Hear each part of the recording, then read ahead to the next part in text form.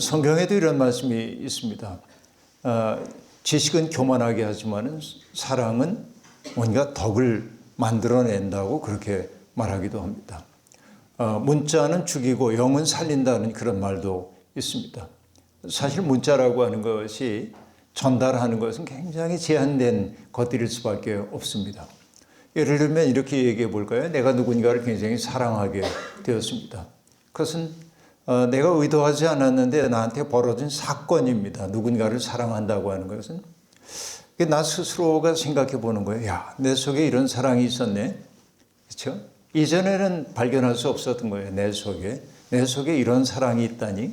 뭐 이게 이제 어떤 그 연인 간의 사랑일 수도 있겠고, 손주를 본 할아버지 할머니의 사랑일 수도 있겠고, 내 속에 이런 사랑이 있다는 걸 몰랐는데 그 나의 외부에 있는 대상으로 말미암아 내 속에 있는 사랑이 끌려 나오게 된 거죠. 이제 발견하게 되는 겁니다. 그때 이제 나 스스로 생각해요. 야, 이게 뭘까? 경험이 있어요. 그죠? 여기서 일단 누군가를 사랑하는 경험이 있는데 이거를 생각을 하잖아요. 생각해요. 생각하고 내 속에 이 경험을 질서 있게 분류해 넣는 과정을 뭐라고 하냐면 내면화. 그렇게 내면화하는 거예요. 내 속에 내면화해요. 그런데 내면화된 생각을 이제 표현해야 할 때가 있습니다. 누군가가 요즘 좋아 보여? 왜 그래? 무슨 좋은 일이 있어? 이렇게 이제 물어요. 그때 그에게 내가 경험하고 내면화한 것을 언어로 담아 표현을 해야 되잖아요. 언어화해야 합니다. 이것을.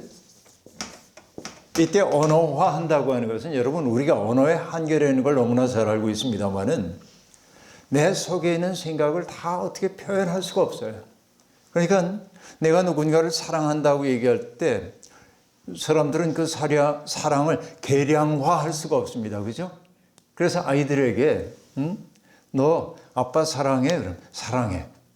그러면 만족하지 못한 아빠가 아이한테 뭐라고 얘기하죠? 얼만큼? 그럼 아이들이 대답하기를 뭐라고 얘기하죠? 이만큼. 그럼 충분하잖아요. 그러니까 아이들이 이 정도면 됐지? 그런 표정으로 이만큼.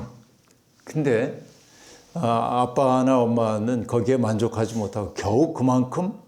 그럼 아이는 당황합니다. 이거로 이 인간이 만족을 못하는구나. 그래서 자기 팔을 벌릴 만큼 이만큼 올려가지고 이만큼, 겨우 그만큼? 그럼 아이는 갑자기 힘들어져요. 자기가 알 수 있는 최대의 세계를 다 얘기했는데도 저 사람이 만족을 하지 못해. 그때 아이는 비로소 뭘 하냐면 은유를 만들기 시작합니다. 하늘만큼 땅만큼 이렇게 얘기한단 말이에요. 이게 은유를 만든단 말이에요. 그러니까 언어화한다고 하는 것은 자기의 경험을 외적으로 드러내기 위해 언어를 선택하는데 인간의 언어는 인간의 경험과 생각을 담아내기에 그릇이 적어요. 이걸 다 담을 수가 없어요. 그래서 인간의 언어는 사실에 대한 정보를 우리에게 주기도 하지만은 그러나 그 언어 속에는 사실을 넘어서는 더 깊은 세계로의 열림이 있단 말이에요. 성경의 언어도 그럽니다. 성경에 나타나고 있는 이야기들은 모두가 다 사실의 언어라고만 받아들이는 사람들은 약간 바보스러운 사람들이에요. 그건 너무나 성경을 축소시켜 놓는 것이라고 얘기할 수 있습니다. 성경의 언어라고 하는 건 금방 얘기한 대로 내가 경험했던 이 사랑이라고 하는 이 경험을 내 속에 내면화하고 외면화하는 경험에서 내면화, 외면화로 이루어지는 이 일련의 과정 속에서 이것은 아주 제한된 것일 수밖에 없단 말이에요. 그러니까 이 사랑의 감정을 담아내기 위해 사람들은 은유를 만들죠. 당신 없는 세상은 뭐 어떻다는데. 내 마음은 호수고 그대 노조 이렇게 이런 은유를 만들어서 설명을 하기 시작한단 말이에요. 그러니까 여러분 어떤 그 사실에 치중하는 사람이 내 마음은 호수요 그랬더니 네 마음이 무슨 호수야 증거를 대봐 이러면 여러분 답답하잖아요. 이런 사람들하고는 상종하지 말길 바랍니다. 소통하기가 매우 어려운 사람들이기 때문에 그렇습니다. 그렇기 때문에 우리는 이 언어를 그 속에서만 보면 안 되고, 이 불교에서도 그래서 분립문자라고 얘기를 한단 말이에요. 분립문자. 문자 속에 다 담겨 있다고 생각하면 안 된다. 그런 얘기입니다. 그러니까 이 문자를 넘어서는 어떤 세계를 바라봐야 하는 것이죠.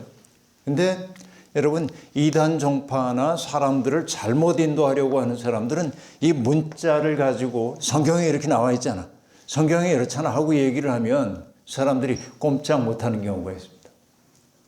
그런데 여러분, 예수님도 보면요, 예수님도 전혀 다른 얘기를 하신단 말이에요.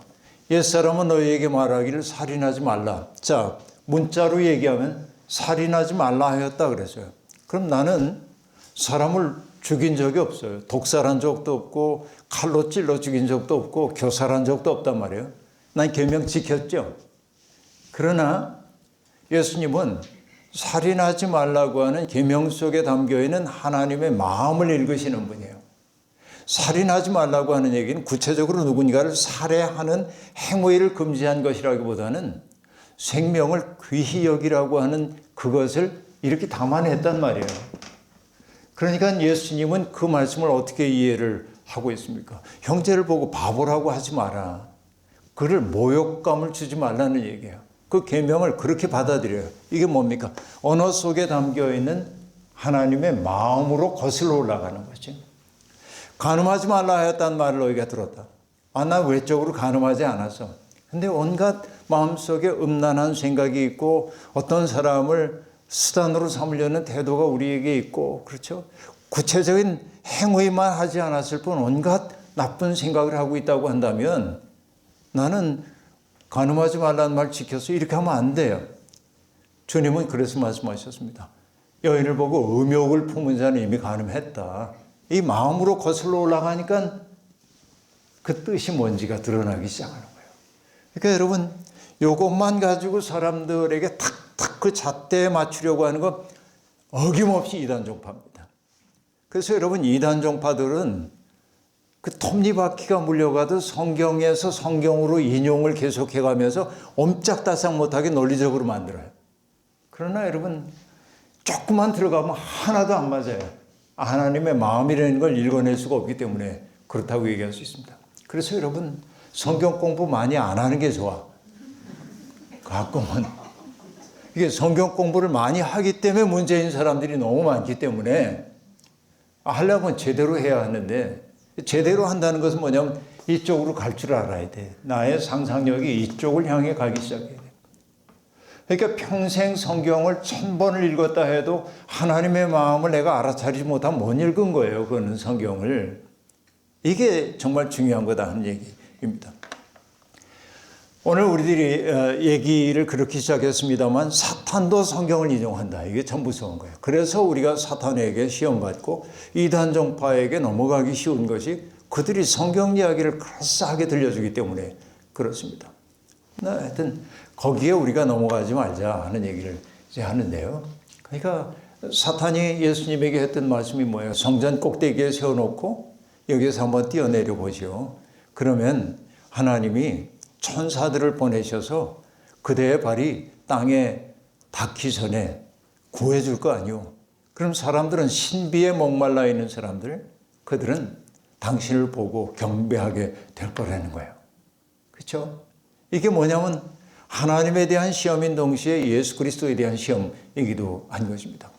많은 사람들이 이렇게 얘기합니다. 하나님은 초월적인 하나님이기 때문에 못하실 일이 없다.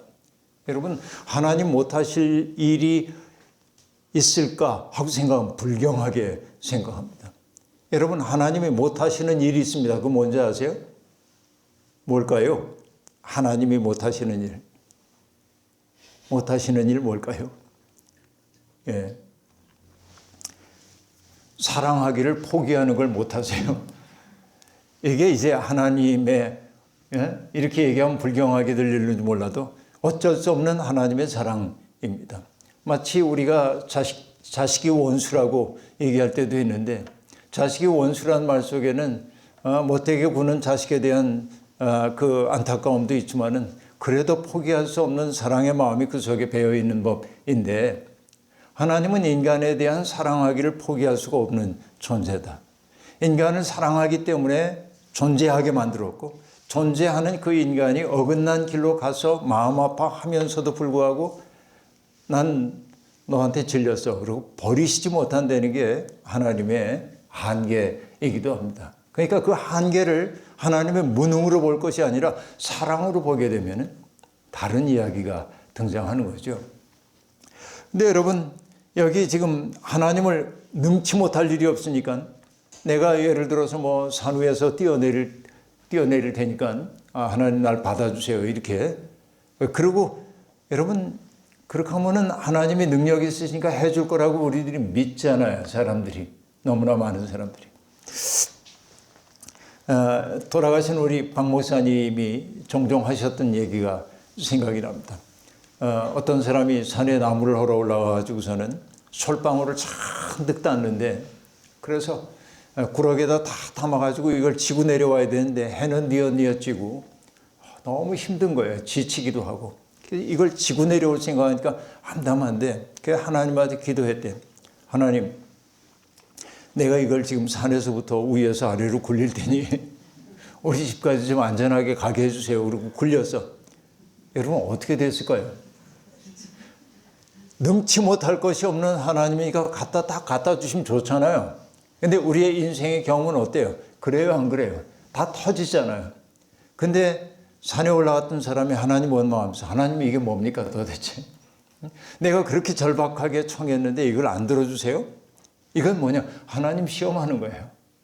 하나님 그런 방식으로 일하시는 분이 아니기 때문에 그렇습니다.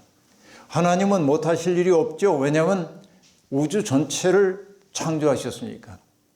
여러분, 우리가 기독교 신학에서 굉장히 중요하게 생각하는 게 크레아티오 엑스 니힐로라고 한 말이 있는데, 니힐로라고 하는 건 없음이에요.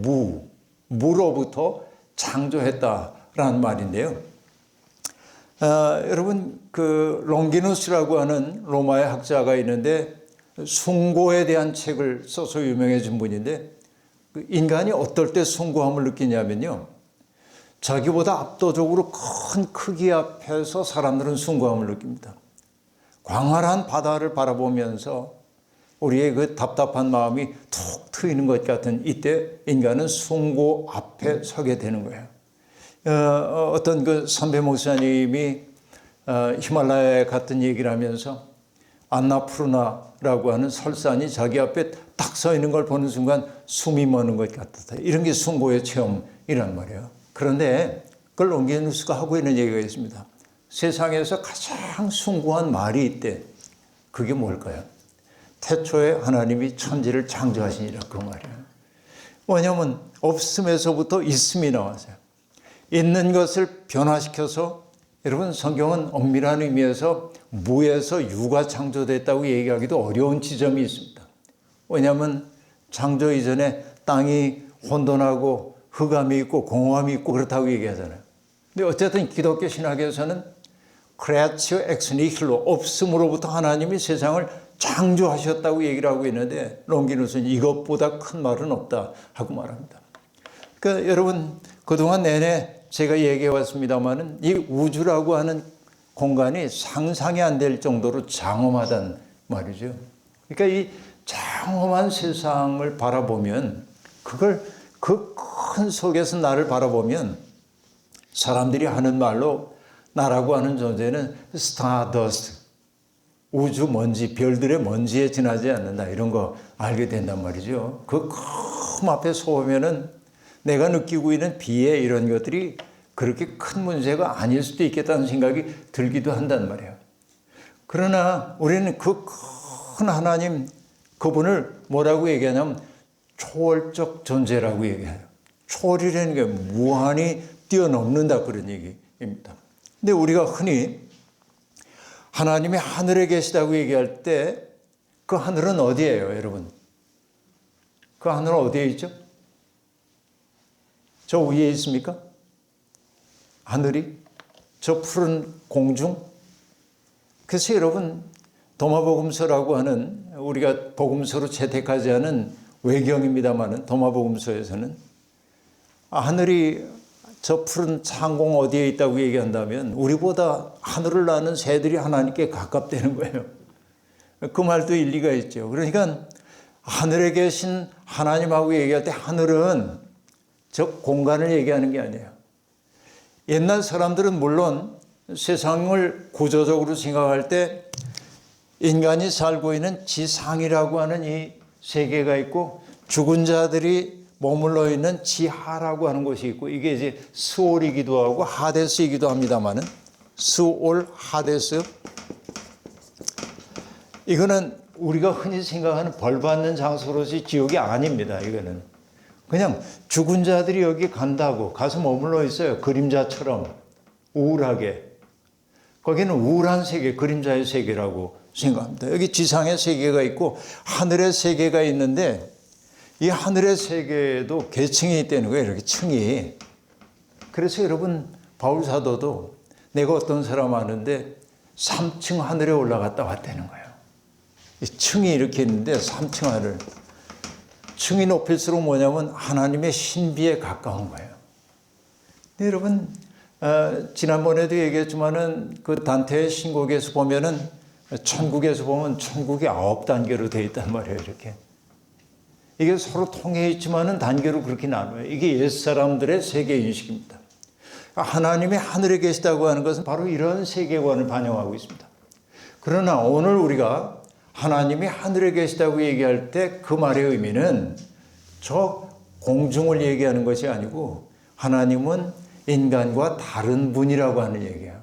그 말을 달리 얘기하면 거룩하신 분. 인간이 감히 가까이 하기 어려운 거룩하신 존재라고 하는 것이 하늘에 계신 우리 아버지하고 얘기할 때 그 하늘의 의미 속에 담겨 있는 것은 그런 거다. 그러니까 하늘은 여러분 어디에도 있냐면은 저 높은 곳에도 하늘이 있지만은 하늘은 어디에도 있냐? 내 속에도 있단 말이에요. 그래서 여러분 영어로 transcendental 하고 얘기하면 초월적인이라고 말하는데 철학에서는 그걸 뭐라고도 번역하냐면 사람마다 다르긴 하지만 선험적인 그렇게 얘기해요. 내가 미리 알고 있는 거예요. 선험적이라는 거예요. 그러니까 우리가 하나님을 하나님하고 부를 수 있는 것은 내 속에 하나님에 대한 그리움이 없으면 하나님 부를 수가 없어요. 근데 내가 하나님하고 부를 수 있는 그것은 뭐냐면 하나님을 경험했기 때문이 아니라 하나님이 우리 속에 이미 당신에 대한 그리움을 심어주셨기 때문에 그런 거예요. 마치 내가 죄를 지을 때 죄인이 되는 게 아니라 인간이 죄인이기 때문에 죄를 짓는다고 한 말과 같은 맥락의 얘기란 말이에요. 인간은 하나님에 대한 근원적인 그리움을 품고 태어났어요. 이게 인간의 존재입니다. 그래서 여러분 어거스틴이 고백록에서 했던 유명한 이야기 뭐 잘 아시잖아요. 님을 위해 우리를 내셨기 그렇게 말하는데 님은 하나님입니다. 님을 위해 우리를 내셨대. 위하는 영어로 얘기하면 for죠. 그러니까 인간의 으뜸가는 목적이 무엇이냐? 하나님을 영화롭게 하는 것이다. 이런 신앙 고백에 웨스트민스터 신앙 고백 1조입니다. 이것이. 인간의 목적이 무엇이뇨? 하나님을 영화롭게 하기 위해서라는 거예요. 님을 위해. 나의 존재의 이유는 하나님을 영화롭게 하기 위해서. 그런데 여기 위해라고 번역되어 있는 라틴어는 어떻게도 번역될 수 있냐면 향하도록 그런 거예요. 이게 님을 향하도록. 그래서 여러분 마치 이제 지금 우리가 가을입니다마는 가을이 되어서 첫 새들이 제 갈 곳으로 간단 말이에요. 그죠? 그리고 여러분 뭐 어떤 새는 뉴질랜드에서부터 뭐 알래스카까지 뭐 12,000km인가를 날아간다는데 어떻게 길을 잃지 않고 갈 수가 있어요? 연어들도 그렇죠, 연어. 남대천 같은 데서 태어난 이 연어들이 바다로 나갔다 돌아오잖아요? 어떻게 돌아옵니까? 이걸 회귀라고 그러잖아요. 회귀하는 거. 그건 뭐야? 그들 속에 뭔지 모르지만 내적인 끌림이 있기 때문에 갔다 올 수 있는 거잖아요. 그러니까 우리 속에는 하나님을 향하도록 하는 어떤 지향이 있다는 거예요. 인간에게는. 그게 그동안 사람들이 해왔던 이야기입니다. 그래서 여러분 하나님을 찾기 위해서는 바깥 세상에 나가기만 해야 되는 게 아니라 자기 속을 깊이 들여다볼 필요가 있습니다. 그래서 어거스틴이 했다는 유명한 얘기가 있잖아요. 밖으로 나가지 말아라. Do not go yourself 그래. Do not go outside. Do not go outside. 밖으로 나가지 말아라. Go into yourself 그래. 내 속으로 들어가라. 그래서 어거스틴의 기도는 두 마디입니다. 하나님 당신은 누구입니까? 그리고 나는 누구입니까? 나를 제대로 알아야 하나님을 알 수 있는 거예요. 초월적인 세계는 바로 내 속에 있는 선험적 세계와 만날 때 인식이 되기 때문에 그래. 약간 어려운 말처럼 들릴 수도 있지만 그런 얘기란 말이에요. 이게. 그러니까 하나님은 무한히 크신 존재임이 분명합니다. 온 세상을 창조하셨으니까. 그러나 그 하나님은 동시에 선험적이란 말이 나타내는 것처럼 하나님은 세상 도처에 당신의 숨결을 두고 계시잖아요. 지금 우리가 숨쉬고 살고 있는 것도 하나님이 함께 하시기 때문에 그렇습니다. 하나님이 흙으로 빚은 존재에게 생기를 불어넣으셨다고 얘기를 하는데 그게 태초에 최초로 벌어진 사건이라고 생각하면 어리석은 일입니다. 오늘 내가 숨을 쉬고 있는 것은 하나님이 내 속에 숨을 불어넣기 때문에 그렇습니다. 여러분, 내가 살고 싶다고, 내가 이제 80, 90, 100살이 돼가지고 살고 싶다고 할 때 마지막 숨 끊어지는 순간 의지적으로 내 숨 쉬어져요, 안 쉬어져요? 안 쉬어져요. 하나님이 거두어 가시면 가는 겁니다. 그죠? 그러니까 내 마음대로 되는 게 아니에요, 이게. 물론 물속에 들어가서 숨을 참을 수는 있습니다. 1분 동안.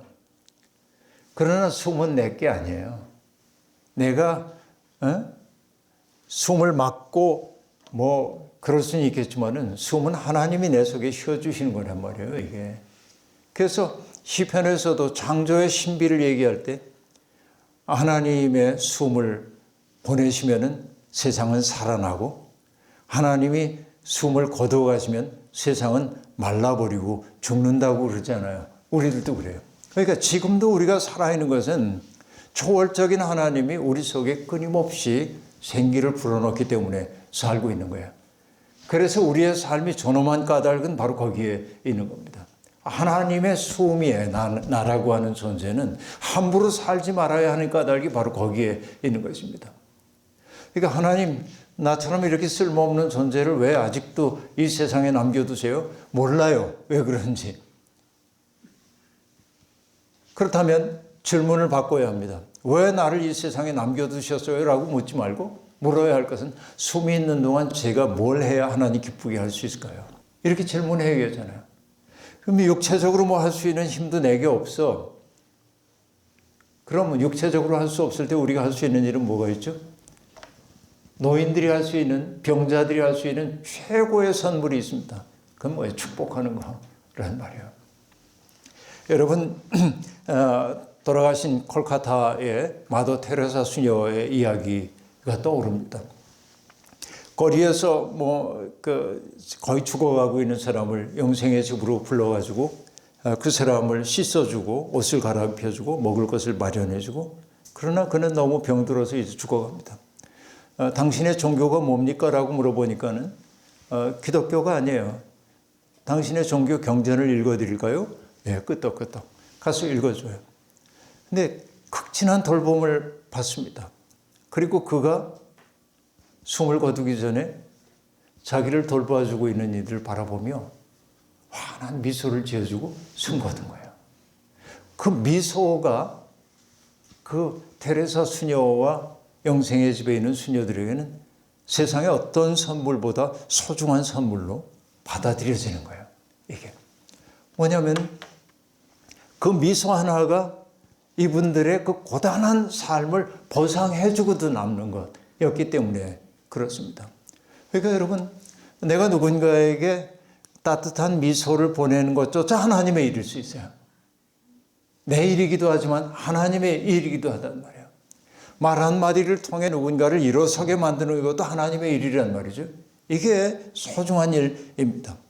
그 때문에 저는 일상의 삶 속에서 거룩함을 살지 않는 한 우리는 거룩함을 알지 못한다고 얘기를 하는 겁니다. 제 아무리 거룩한 소리하고 말끝마다 할렐루야 아멘 그러고 예수 그리스도가 구속의 공로가 어떻고, 그런데 그 사람이 사람들을 아낄 줄 모르고 교만하고 세상에 있는 것들을 함부로 사용한다면 내가 보기엔 그는 하나님을 알지 못하는 자야. 안다고 착각하고 있을 뿐이죠. 오늘의 한국 개신교회가 이렇게 어려움을 겪고 있는 까닭 가운데 하나는 뭐냐면 종교적인 삶과 일상적인 삶이 너무 분열되어 있기 때문에 그렇습니다. 얘기가 자꾸 어긋난 길로 갑니다마는 여러분 어릴 때부터 아이들에게 기독교 교리 교육을 하는 거예요. 애들에게 인간 다 죄인이거든. 그러니까 너희 친구들에게 죄 졌지 참회해야 돼. 그래서 애들 막 울게 하고 그 사진 찍어가지고 우리는 교회 학교가 너무 잘 돼. 뭐 애들이 이렇게 회개의 기도를 하고 뭐 이렇게 하는데요. 나 그거 볼 때마다 속상해요. 애들의 영혼을 왜 고문하는 거야? 애들은 시행착오 겪으면서 크는 거거든요. 이게 친구하고도 싸우고 형제 자매 간에도 싸우고 갈등하고 그 갈등을 넘어 화해하기도 하고 내 멋대로 되지 않는구나 이런 걸 배워가면서 그러잖아요. 근데 여러분 계속 옳고 그름의 척도를 가지고 계속 사람들을 하다 보면 억압받는 것들이 있단 말이에요. 뭔가를 이렇게 하고 싶은데 못하는 것들이 있잖아요. 근데 프로이트의 용어대로 뭐냐면 억압받는 것들은 반드시 귀환하도록 되어 있어요. 반드시 실력 발휘한다 그 얘기예요.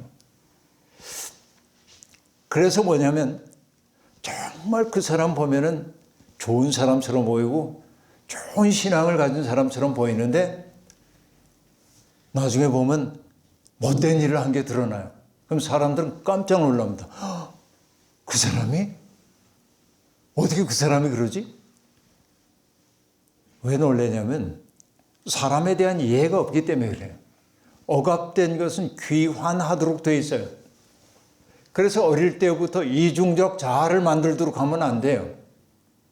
사람들에게 보여주는 내 얼굴과 실제로 하고 싶은 내 얼굴이 점점 달라지기 시작하면 이 가면을 바꾸면서 산단 말이에요. 이렇게. 그렇죠? 그러니까 사회적으로 보면 이 가면을 쓰고 내가 좋은 사람이었어요. 좋은 목사이고 좋은 선생이고 그런 거예요. 근데 뒤에 가면 뭐냐면 풀지 못한 것이 있기 때문에 뭐 어떤 목사들은 여러 가지 좀 부끄러운 일들에 연루되고 있는 사람들이 있고 뭐 노름에 빠진 사람도 있고 이렇단 말이죠. 숨은 자리에서. 이게 뭐냐. 이중적 자아를 만들기 때문에 그런 거예요. 그래서 사람이 자기의 한계 같은 것을 볼 수 있도록 교육을 해야 하는데 이런 얘기인 것이죠.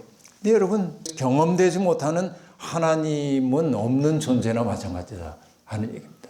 하나님을 정말로 믿는 사람들은 나의 일상 속에서 하나님을 늘 경험하면서 살 수 있어야 합니다.